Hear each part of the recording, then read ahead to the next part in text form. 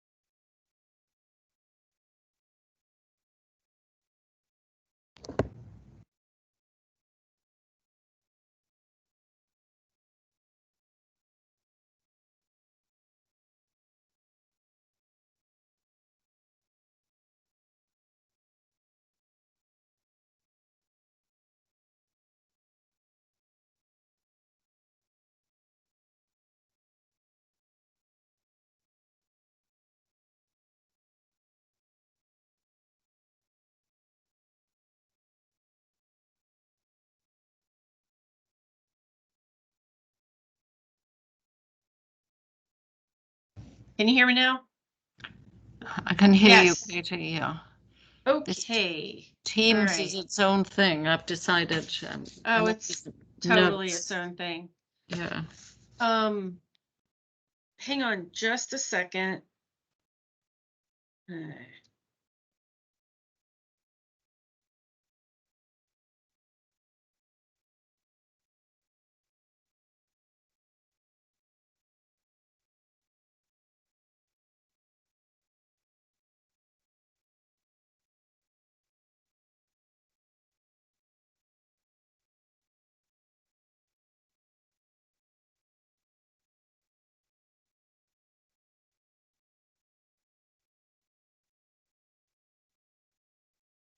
Okay. All righty. Well, let's see. So it says it's recording. Did you guys have to select something saying you agreed that it was recording when you logged in? Okay, good. Yeah. This is my first time using Teams to do these trainings, and so I feel like I'm stumbling my way around a little bit. So bear with me. So hi, good to see y'all. Many of you I know, some of you I hope I will know because you're gonna get all the money. So if everybody can mute for right now, the way this will work is I'm gonna do a slideshow presentation, and then we are going to look at the application itself in Submittable. Particularly the budget, because that's always the piece that kind of trips people up. And then we'll go over some FAQs, and then we'll open it up for questions. So just to eliminate any sound interference, I'm asking everybody to mute. However, if I say something and you're like, whoa, whoa, whoa, that doesn't make sense, then by all means unmute and please interrupt me. Okay. Okay. So, all right, I need to share my screen. Share my screen. Okay. So that's my dog. That's not why we're here. Okay, so can everybody see my slideshow? Yes. All right. So anyway, we are here to talk about our artist project grants. This is for this upcoming fiscal year, which starts July 1 of this year, and it will run through June 30 of next year. So this is one of our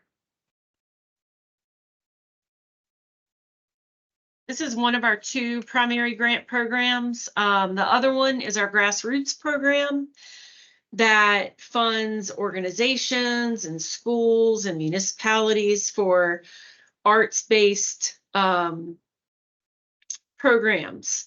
So just making sure you're in the right place. Tonight's training is for our artist project grants. So if you meant to be here for organizations, that's tomorrow night at 6. And I'll be sending out that link tomorrow. So assuming that everybody is in the right place.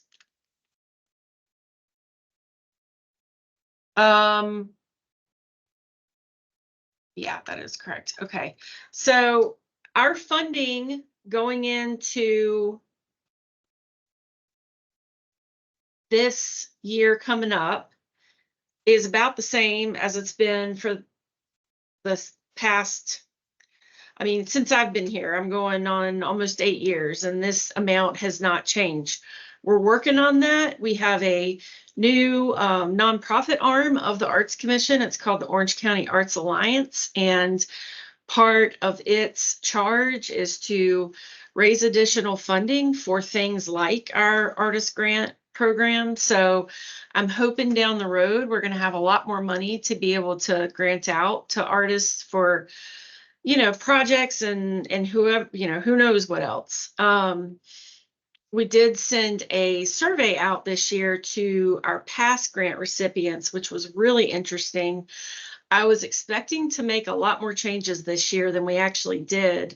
The feedback that we got basically said that, you know, we're doing right now what you, our artists, need. It did inform some decisions regarding whether or not, like, we'll fully fund or partially fund grants. But the thing with that to keep in mind is that we were surveying past recipients. So those of you all who are on here who have received a grant before, you know, your position in life, your, you know, everything could be totally different than all the artists out in our community who do not even know that these grants exist. So my hope for next year is that we're able to really do some more outreach to artists that have not applied to us before, and figure out why and figure out how to make them more accessible. So that's where we are for this year. Not a whole lot has changed. One change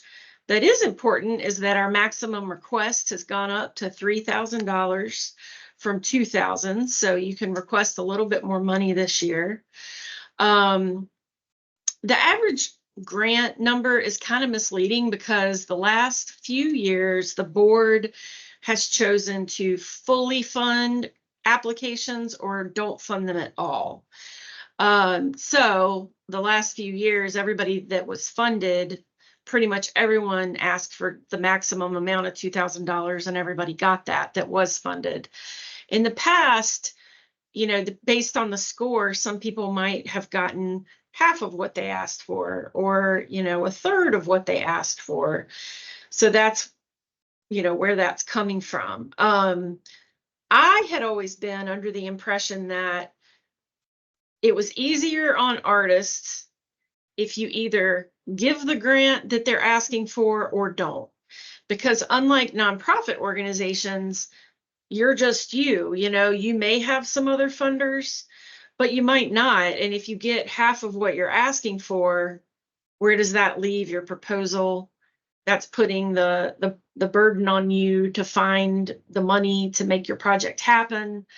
But in the survey, the overwhelming majority of artists said they would rather get something than nothing at all. And so I don't know yet what the board will decide to do, if they'll decide to fully fund or if they'll do partial grants this year. But that was an interesting little tidbit from our survey. So the grant is open now. It went live today, and it's due by 11:59 p.m. on Sunday, June 30th. It will automatically shut down at 11:59 p.m. I can't make exceptions to this. And I know that, like, things happen, and I am also one of those people that's usually coming in hot at the deadline, but just make sure you submit it by then, because I cannot make exceptions out of fairness to everybody that does get it in on time. So keep that in mind. Our panels will be in July, and our funding decisions will be made at the Arts Commission board meeting the second Monday of August. So I try to let everybody know as soon as I can after that meeting what the decisions are. The payments are electronic now. So after we go through the contracting process with who Jennifer will help with. Jennifer's on our call today and works with me at the Arts Commission. After those contracts are processed, you will get an electronic payment. However, we still like to do the quote unquote check presentation at the county commissioners meeting in September. This is really important because it reminds the commissioners of the awesome stuff you guys are doing in the community. It reminds them of why the county funding that makes us possible is really important. And it's just like a feel-good thing. You know, they have to do so many really not feel-good things that, you know, this is like a happy, joyful meeting when we fill the whole boardroom with artists. And it's really important to us that you're there. So, you know, as soon as I send out notifications, I send with that, you know, a save the date for that meeting so that you can plan to be there. So to be eligible, you either need to live in Orange County or you need to be wanting to do a project for the residents of Orange County. So you don't necessarily have to be an Orange County resident. However, Orange County residents are given priority. The project has to incorporate the community in some way. You know, it could be a public art project. It could be, you know, you've gone and learned some really cool technique at Penland and you want to offer a free workshop to share what you've learned. You want to put on a free performance, you know, all sorts of stuff. That there's really no limit. You guys are the ones that have the brilliant ideas. And the whole point of this grant is to give you money to make those ideas come to life. So if it doesn't fall in one of these three categories, that means nothing. Really, anything's possible as long as they're in Orange County, taking place July 1 of this year through June 30 of next year. You can be an individual artist working on your own, or an unincorporated group of artists can apply together. We will ask for one of the artists to be the lead applicant, and they're the primary point of contact. It's important, though, to know that if you're unincorporated, let me take that back. If you're a group of artists and you are incorporated, like you have a 501c3 and you're applying for something to benefit that group, that will not work. It needs to, if the group is incorporated, then they need to apply through the grassroots application, because that application is a lot more involved. You know, we ask for organization financials and 990s and all of that stuff. And so we have had some groups in the past that they were applying as themselves as artists, but really representing that group as maybe a intended or unintended workaround, and we can't allow that. So this really is to serve you as individual artists or groups of artists that do not have any official designation. They just have a really good idea and need some financial support. Why isn't it advanced? There we go. So guidelines, artistic merit is so important always. That is really, you know, we have a really defined scoring rubric, and artistic merit has the most weight in that rubric. You know, this is to ensure that money is going into the hands of artists that are going to do high quality programs and projects in the community. And, you know, If your cousin's a brilliant artist, then great, let's get them some money. But if you're just trying to like get your cousin some money and they're not the best artist, it might not pan out. So, and I realize that that is subjective, but that's also why we have large panels, because when we have, you know, a large group of people, it tends to work out. So a matching requirement is encouraged. That means cash. So if you're asking us for $3,000, it's great for us to see that you also have $3,000 that you're putting into the project, but it's not required. It's just nice to see, you know, the panels like to see that you've got some skin in the game. But as I'm going to show you in a little bit, it doesn't necessarily have to be cash that you're matching. So we'll get into that in a minute. The grants have to be for artist-led community programs or projects. If you really just need money for like professional development or artistic development, and you're not so much interested in doing the community involvement piece, then I would encourage you to look into our artist support grant and emerging artist grant program. Those are partnership programs we do with the Durham Arts Council, and they are for that exact purpose. So you can find information about that on our website. Those two programs are fully managed by the Durham Arts Council, but you know, I can most definitely answer some questions. We encourage you to provide proof of partnerships or community support through letters of support, obviously, because it's just a good thing to see, you know, that other people in the community are like, yes, you're awesome, and I want to support what you're doing. But also because we've had situations in the past where somebody has said, I'm going to do this program at the Arts Center. And then, you know, the director of the Arts Center who's on our board is like, I don't know who this person is, and I'm pretty sure they haven't reached out to us. So it's another way of showing that your ducks are in a row and that you've kind of done your homework a little bit and that you're thinking through your plan. So it will fund artist fees. I always say when you know, most projects are going to incorporate a fee for artists.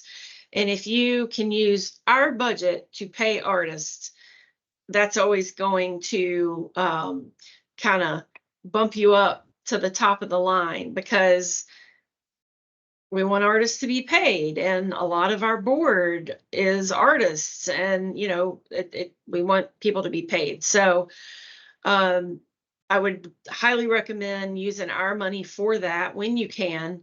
However, you can also use our grant money to rent a space or for art, advertising and marketing to get the word out about what you're doing. Really anything that is associated with the idea that you have. I will say this regarding travel.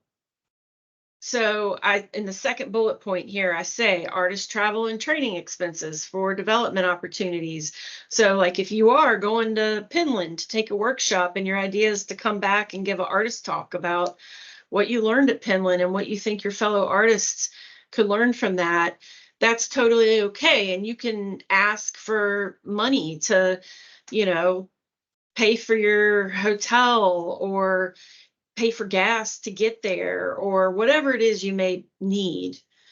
However, when you're asking for travel money for someone else, I have noticed that a lot of times that the panels get a little prickly. And I think the reason that that happens is a lot of times they're thinking like, well, we have so many artists here. Why does someone from San Francisco need to be paid to come do this? Or I think it's just that thought of like our funding going to support an airline purchase. Like it's I don't know, it's every year I just notice it tends to not go over well. So I always encourage you, If you want to bring in a guest artist, which yes, like do that. And we have grant recipients every year that do. I mean, there's a lot of value in bringing in artists from other communities to, provide performances or programs or whatever. Use our money to pay them. And then, either they're getting their own travel through that money, or you're paying for the airline travel out of other parts of your budget. And so that'll make more sense in a minute when we look at the budget.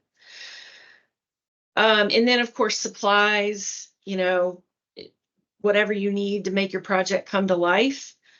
An exception to this is if you're doing something in the schools and it's in the classroom, we can't use this funding to buy classroom supplies, because in theory, our state should be doing that. So we need, this money to be providing supplies that are enabling you as the artist to do the project that you want to do in the classroom. And they're most likely going to leave with you when you're done.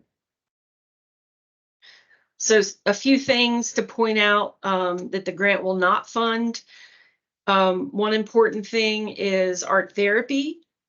And that is because we are not art therapists and we are not qualified to evaluate art therapy proposals.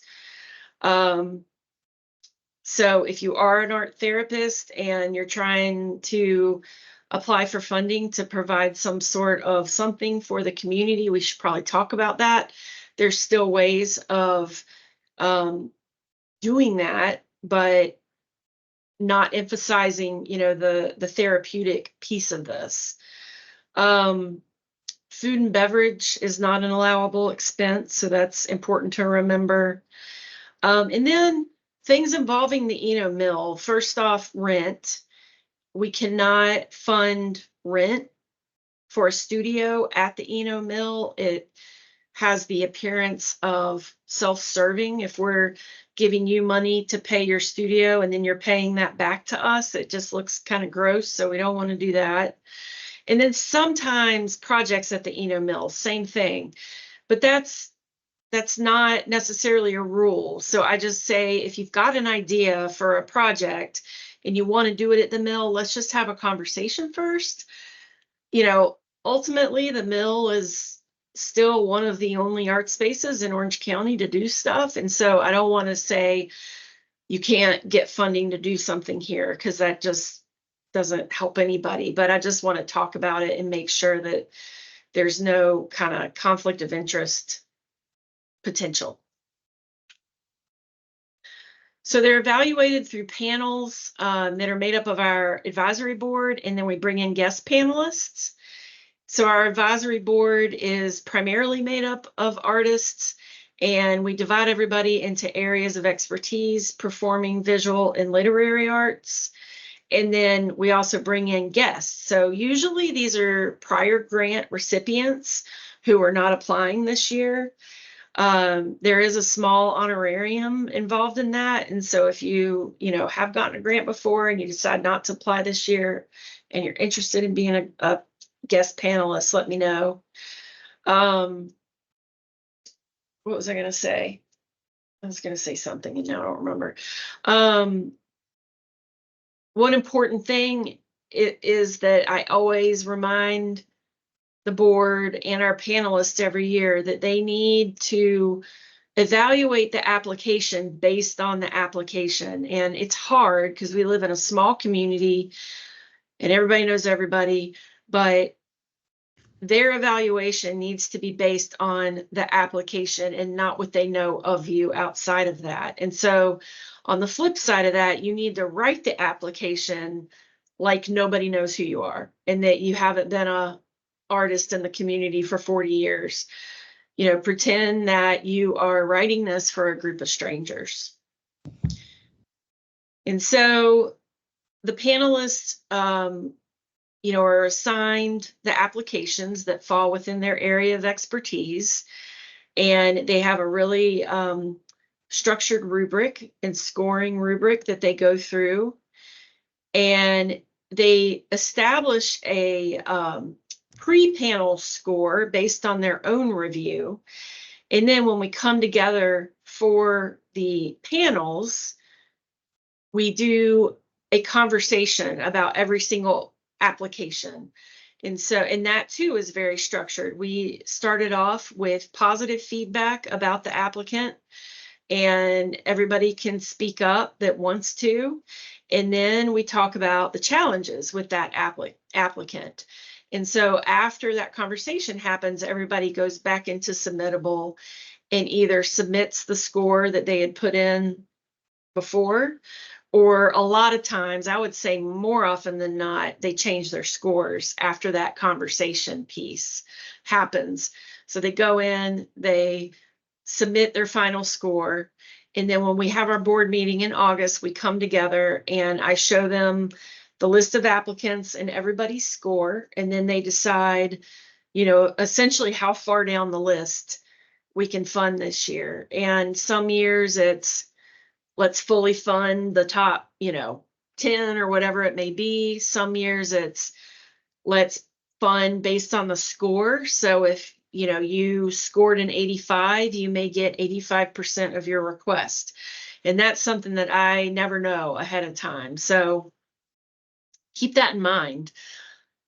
Since our survey told us that artists really would like that anything is better than nothing, my suspicion is that they will be partially funding grants this year. And so you need to keep that in mind, because if you put out a, grand proposal and you need 3,000 from us in order to make the project happen, but then you get 1,500, you need to be thinking about that, because will you be able to, easily alter what you're doing, but stay true to the proposal that you've submitted? Do you have other funders kind of in the wings that you can tap into if you don't get the full grant?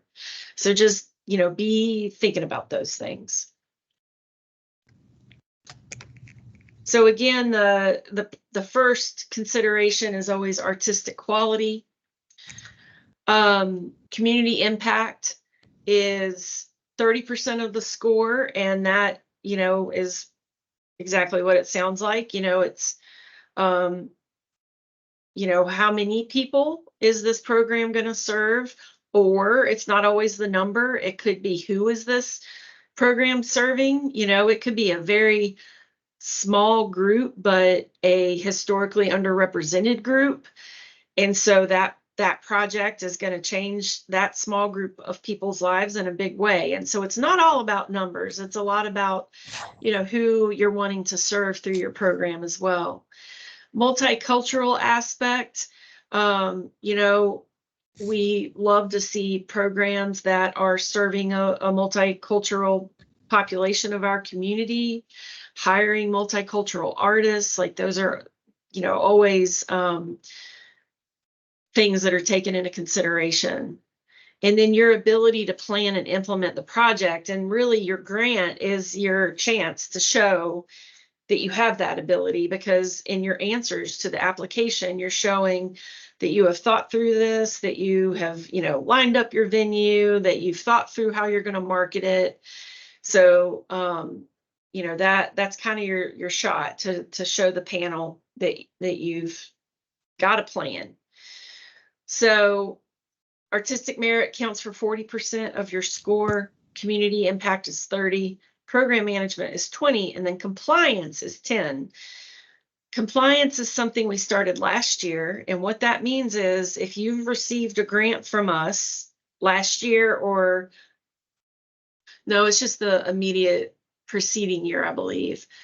When you turn in your grant report, which I have not sent out yet, so don't think you've missed it. I should be sending that out this week.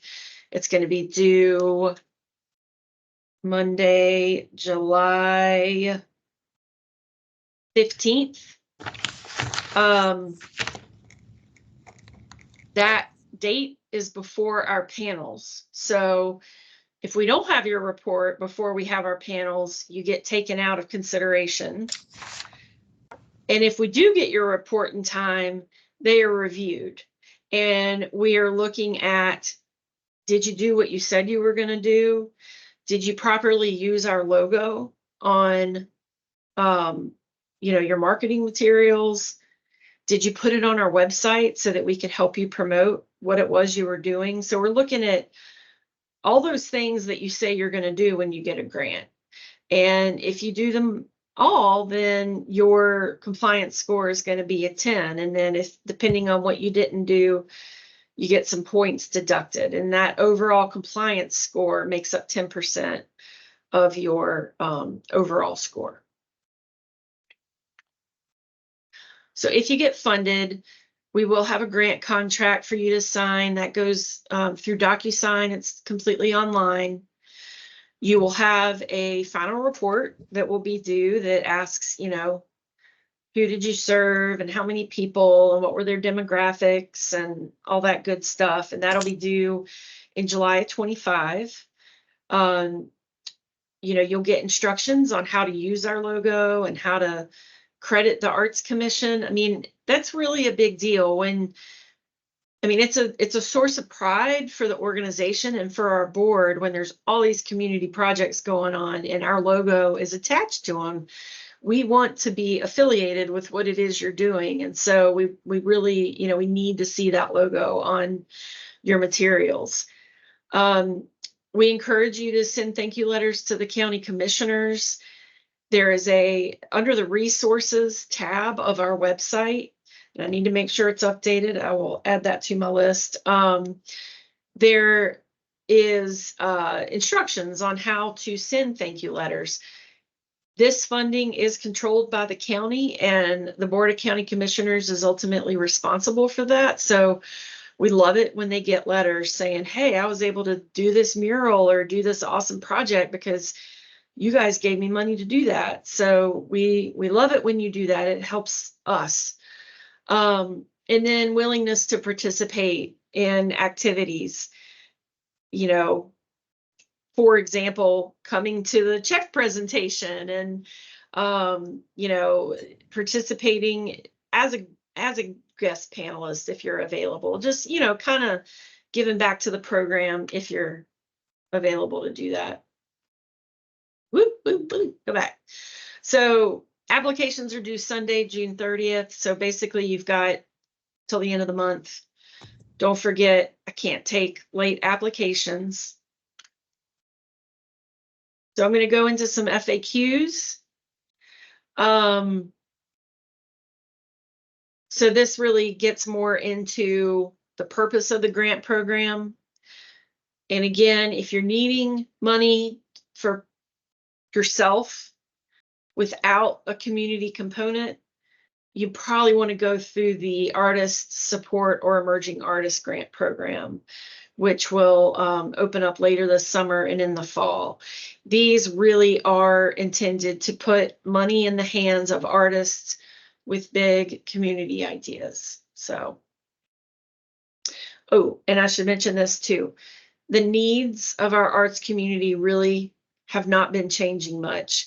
And the primary needs are still space and more access to the arts. So if you've got a space and you're wanting to flip it around so that it can be an exhibit space for visual artists or a pop-up performance space, that's a great idea. If you are wanting to do a free program, for the Eflin Cheeks Community Center or, some other group, that's a great request. The more free, accessible arts experiences we can provide for the community, the better.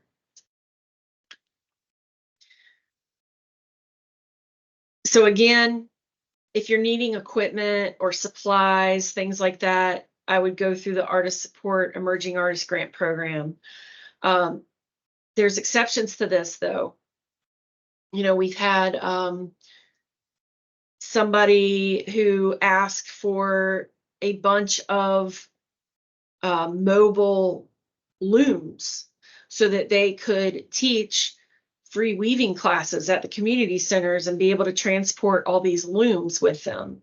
So again, it's kind of the ultimate, purpose of the equipment, and there could very well be an exception. So if you have a question about that, just let me know. We have a bunch of examples of, funded projects from last year that are on our website, but just 3 that I listed here. Julia Green received a grant to do a storytelling class, followed up by a performance at the Arts Center. Andres Mango, help me out. I can't remember how to pronounce his last name. Anyway, Hincapié. Thank you. They've received for, I think, 2 years now, funding to create a podcast. And then Chieko Murasugi and her group has received funding for the last few years for basement art space, which again, it's this unincorporated group of artists that have this pop-up exhibit space in Chapel Hill, and they've received funding to help operate that space. If you received a grant last year, you can 100% get another one this year. We encourage you to apply again.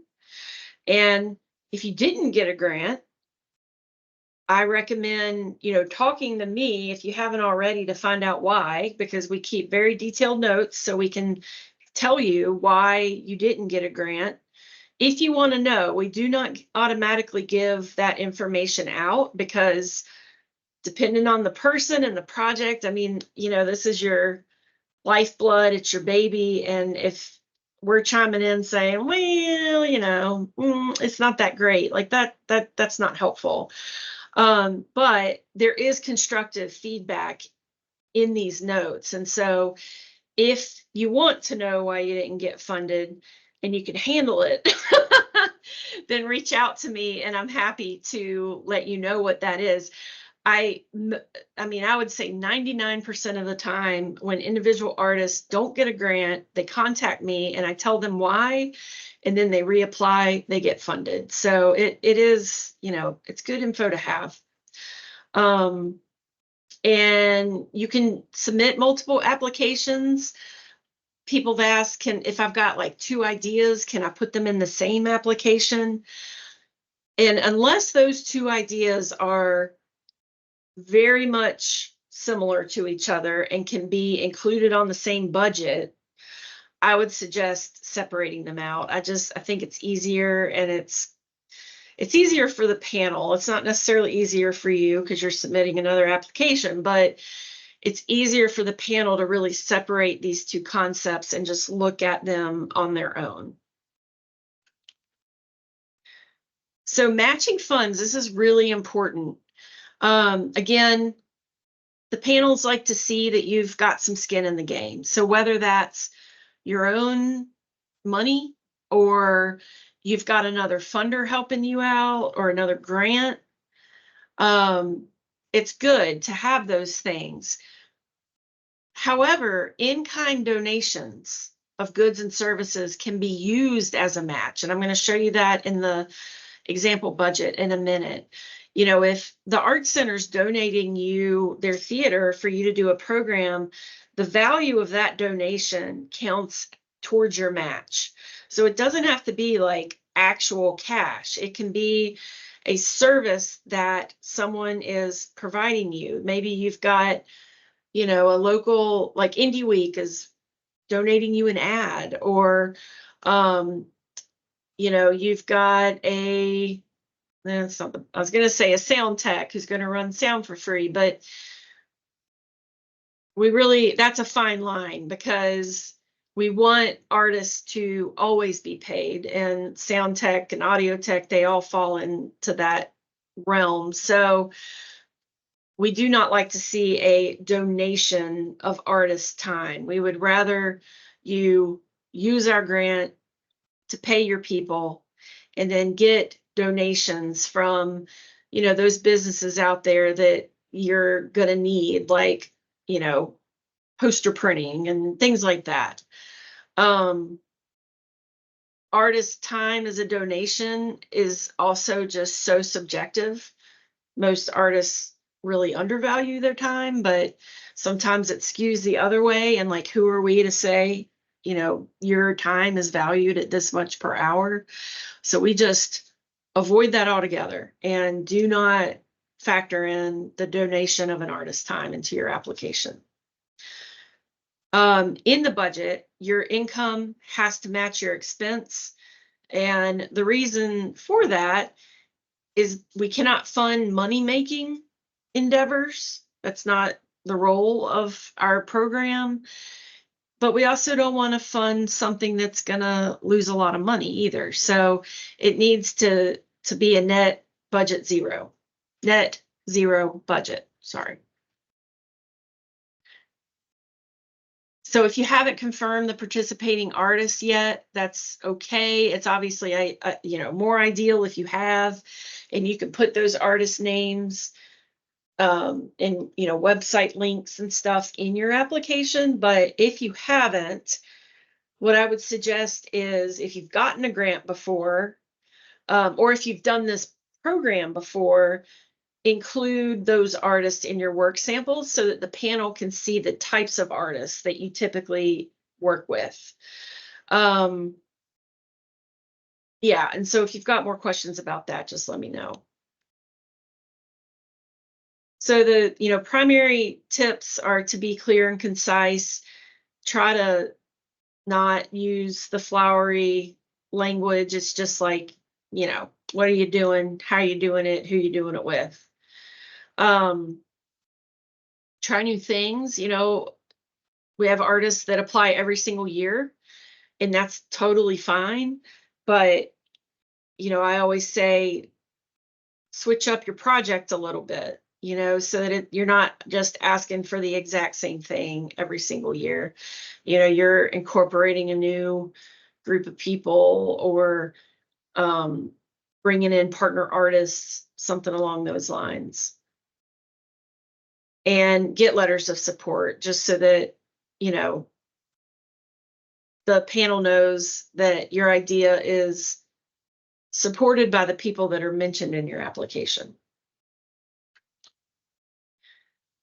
So you guys all have my email. I am going to now show you the application.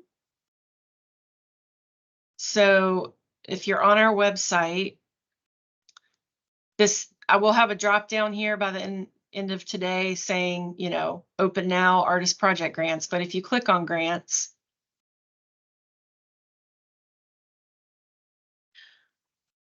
if our internet will wake up.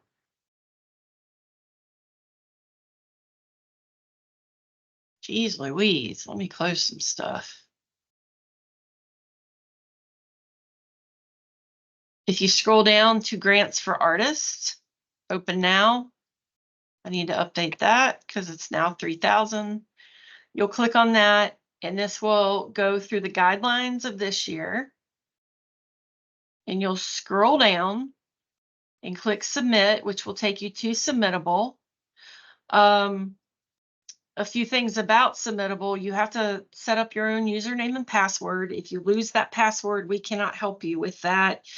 If you're having issues with submittable itself, we can't help you with that. You've got to contact them.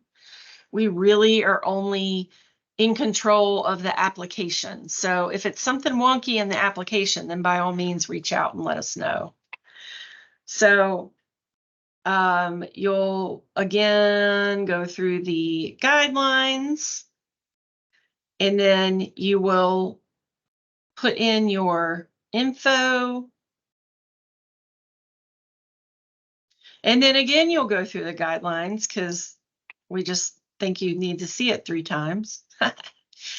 And then you will get to filling it out. So the title of the project, the primary point of contact, contact info, names and emails of co-applicants, if that's applicable.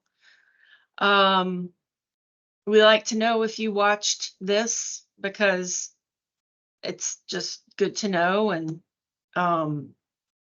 it's usually pretty clear who has and has not, but we like to watch or like to ask it anyway.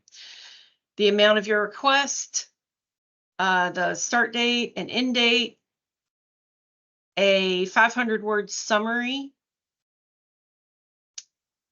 community impact. And again, don't feel like you have to put in 500 words. Like, if you can say what you want to do in 100 words, that's great. Being concise is a good thing in grant applications always. The community impact, you know, who do you have in mind with your project? Artist experience, so this could be you, or if you're bringing in a guest artist, maybe it's both of you. How do you plan to market your project? And then the budget, and this is always the tough part. And so you are going to fill this in directly into the application. And so you're going to hire, you know, Jane Doe, and you want us to pay $1,000 of Jane's fee, and you're going to pay $2,000 or $200. What's going on there? There we go. $200 towards Jane's fee. And it automatically adds each column. So, you know, grant request amount, if you're asking for the max amount, you're going to want this to add up to 3. The matching amount ideally should also be 3 or higher, but that, again, that's not required. And then it's going to total. And so this is going to be your total budget. And it's the same thing with the income. And this is where you're going to also factor in kind. So you're asking us for $3,000. Whoops. You're asking us for $3,000. But the Art Center is donating you the theater, and that's valued at $500. So you're going to put that in there. And then you're going to put in, you know, any other private support, or maybe you've gotten a grant from the town, or you're using some of your own money, or there's something else that we're not thinking about. I've added this year an example budget that I think will be really helpful, I hope. So this basically shows an applicant who wants to bring in an out-of-town dancer. They want to collaborate on a new project together, but since there's a, you know, community involvement piece of our grant, while that guest artist is here, they're going to do a free performance at Current Art Space. Which, by the way, I added that as an example so that I would remember to tell you that Current Art Space, which is managed by Carolina Performing Arts at UNC, they really, really, really want more artists to use their space. And I encourage you to use it if you can, if you have the resources.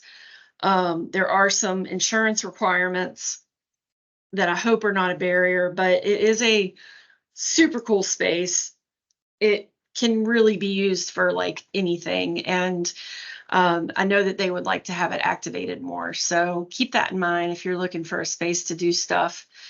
So in this example, the applicant is asking the Arts Commission for money to help pay the artist stipend and for some marketing costs. They've gotten another grant from a community foundation, and they're also using some of their own money. And then they've gotten in-kind donations of space from Carolina Performing Arts, and a local Airbnb owner has said, we'll put up the artists while they're here for free. So the budget basically illustrates this. And I should have put the expense on top because it's easier to do expense first. You can see here where for personnel,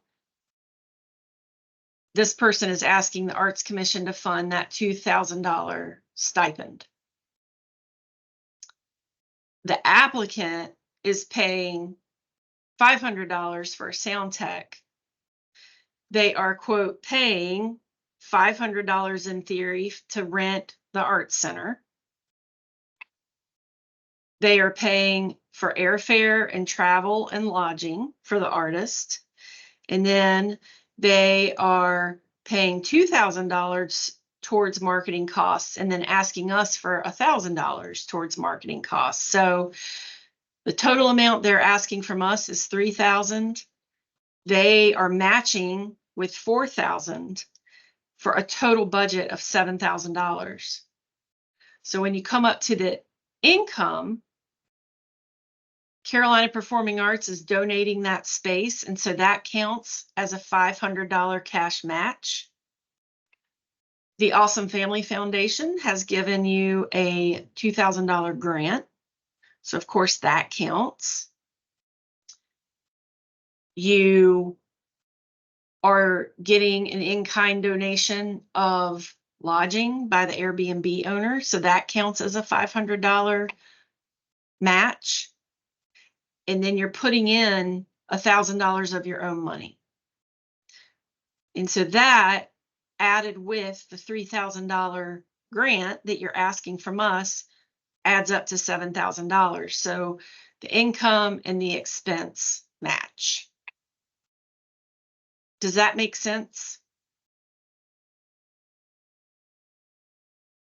Okay. So just double and triple check the budget. Every year there's issues, and I hate when people don't get funded just because of a budget wonkiness. So let's try to avoid that. A new question we've added this year because of this possibility of getting partial funded grants is, are you able to fulfill the scope of your project if you don't get the full amount? So this is kind of our way of saying, do you only want to be fully funded or not at all?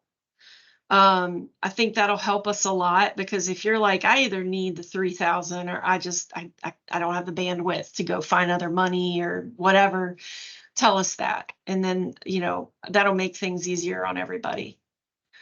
Be sure to upload resumes of whoever's involved in your project. Work samples, again, this is trying to think. Hold on, let me upload something really quick. I want to test something out. We're going to pretend that's a work sample. Okay, so I need to add another thing in here. What it should do is ask, who is this work sample by? If it's a visual art piece, what's the medium? All that what we call metadata. So I will add that in to this so that we've got more information about the work samples other than just the image. If your work samples are video-based, video files are huge, and so I encourage you to instead use an external link, because I don't know, I think there's like a 10 meg limit in submittable, so it is probably better to upload it to YouTube and then give us the link so that we can click out and watch it that way. And then again, letters of support, that's optional but encouraged. If you don't fill out everything at your first go, just hit save the draft, and then you'll be able to come back in and pick up where you left off. Or if you want to just, get in there and read through and have a good idea of the questions we're asking beforehand, then that's a good way to do that too. So I think that's all I have. I'm going to stop sharing and open it up for, why are we all, can you guys see that on my screen, we're all sitting in a weird amphitheater together. Anyway, I don't know how I did that. It's kind of funny. Okay, so what questions do you guys have?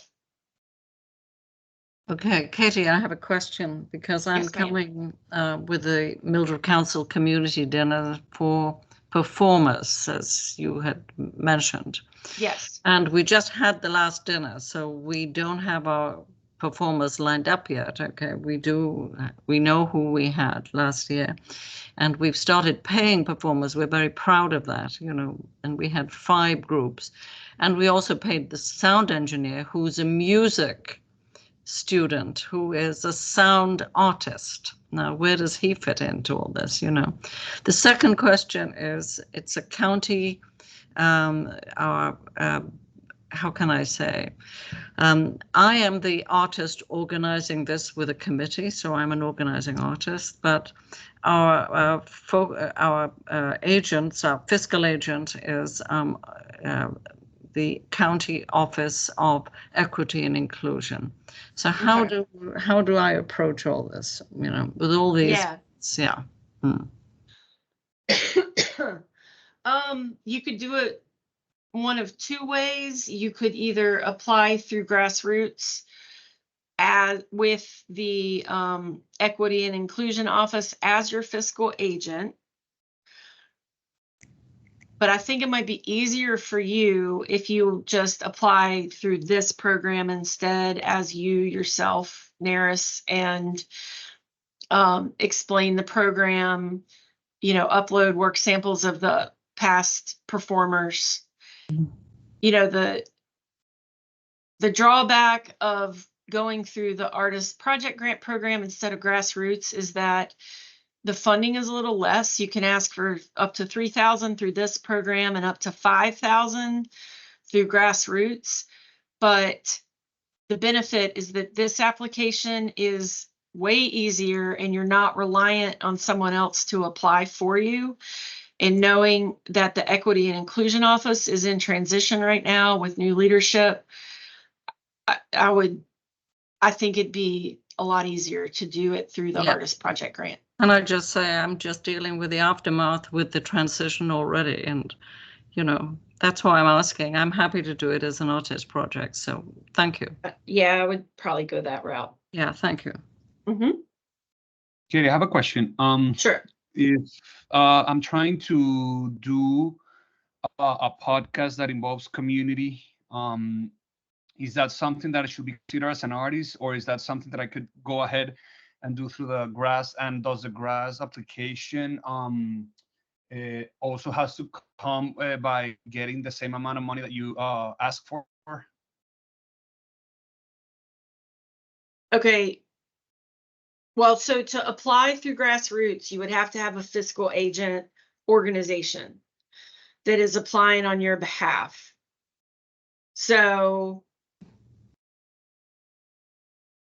and I mean, I don't, again, kind of like with Naris, I'm not sure why you would want to do that other than it is a little bit more money. But I feel like it would be a lot easier if you just apply as yourself. If you already have an outside organization that you're talking to and they're like into it and they want to be that fiscal agent, then you could certainly apply through grassroots. But it's tricky with fiscal agents because, you know, in the grassroots application, we're asking for a bunch of organizational data. We're asking for organizations, financials. And like I've seen it in the past where a local unincorporated group has chosen a fiscal agent who is on shaky ground, not in great standing. And the panel's like, well, that's a really great idea, but we don't know if we want to give this fiscal agent organization our money when it looks like they might not even be in existence 6 months from now. So, you know, really when you're using a fiscal agent, you're kind of relinquishing some of that control. And if you've got a really great trusted partnership with a local organization, then it might work really well. But if you don't have that, I would definitely suggest just going through the Artist Project Grant Program. It's easier and you're in control of the money and the project. Okay, thank you so much. Hi, Katie. I have a question. My name's Steph Hoover. Hi. Hi. I was curious if it was allowable to have stipends go to community participants who are non-artists, and if there was a particular financial format like cash or gift card that is acceptable.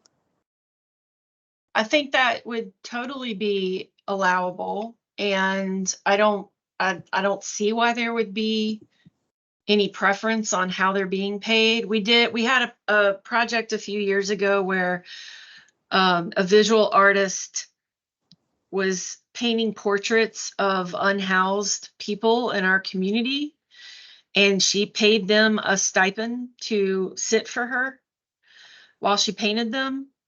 And you know, through that process was able to listen to their story, and each portrait was accompanied with a story about that person that she learned through their conversation. And so, yeah, I mean, I think that would be allowable. Thank you so much. That's a really helpful example. Sure.